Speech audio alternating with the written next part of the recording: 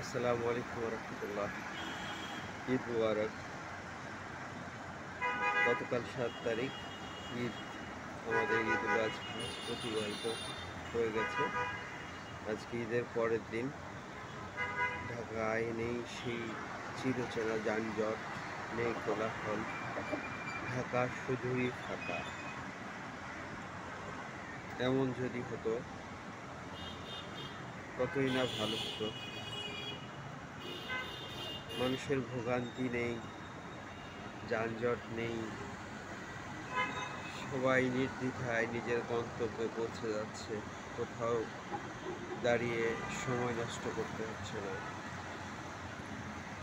আশা করি এক সময় আমাদের দেশটা এরকম গোছালো, পরিপাটি হয়ে যাবে ইনশাআল্লাহ। সবাইকে আবার ঈদের শুভেচ্ছা। ভালো থাকবেন। আল্লাহ হাফেজ।